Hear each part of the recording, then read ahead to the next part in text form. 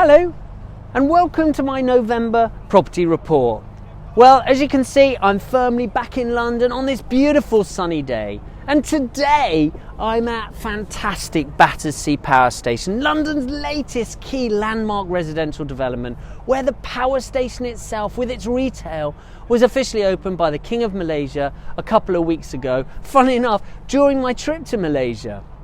I forecast a few years ago that for those who didn't buy here would look back and say I missed out, and now you see it, you know I was right. In my opinion, it's the most exciting development we've seen so far in London.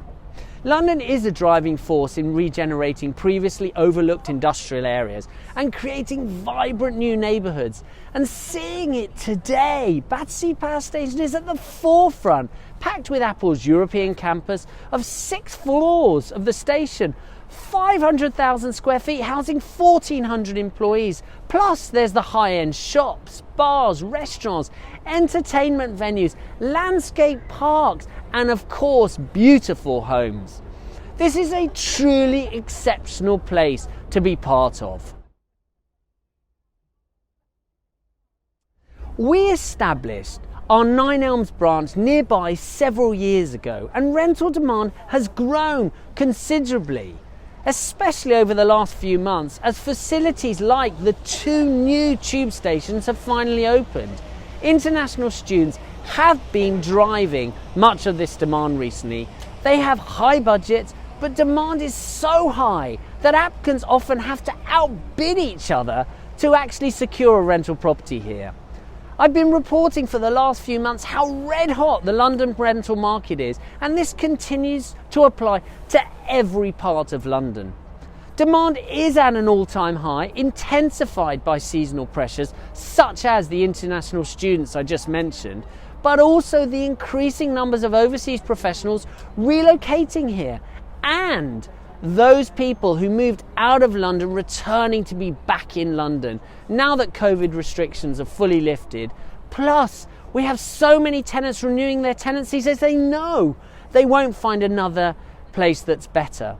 Rental properties are literally letting within hours. Voids, they're practically non-existent.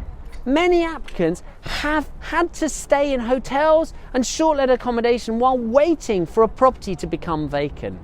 But it is November, with Christmas literally around the corner, so we expect the market to cool a little, but maybe not to the normal level, as there are still so many applicants who haven't found a home and they may have to wait to move in December.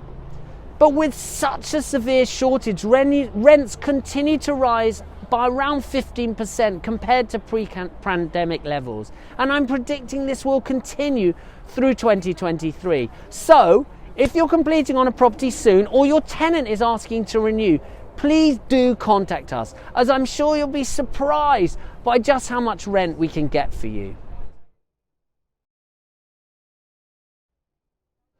Turning to the sales market, despite recent political uncertainty here, we're seeing transaction levels being maintained, with buyers keen to push through sales. Most have competitive mortgage offers and will definitely end up paying more if their purchase doesn't proceed. Confidence is definitely building amongst investors. I've just got back from a trip with our managing director Anita to meet clients in Kuala Lumpur, Singapore and Dubai just 2 weeks ago, which is our first trip to Asia since COVID. And I'm pleased to report how busy we were, with a jump in interest and offers too from serious investors. My talks were oversubscribed. In Singapore, we almost had to lock the doors. A clear point that emerged is that overseas buyers have renewed confidence in London property and recognise the value from the weakness of sterling. It's incredible to think that many overseas buyers are now looking at discounts of around 20% compared to only a year ago. Many continue to purchase for their children to stay in while studying at universities in London. But that's all the more urgent now with such shortage of rental properties, where those planning to rent have been changing their minds and buying instead to get certainty. Locations depend on budget, of course, But many buyers are looking at areas near the Elizabeth Line tube stations, which stretch from Reading, Slough, Hayes, Southall and Ealing, through to Woolwich and Stratford in the east. And we've got stunning new residential developments in every location along the line. So do get in touch if you want to buy, let or sell.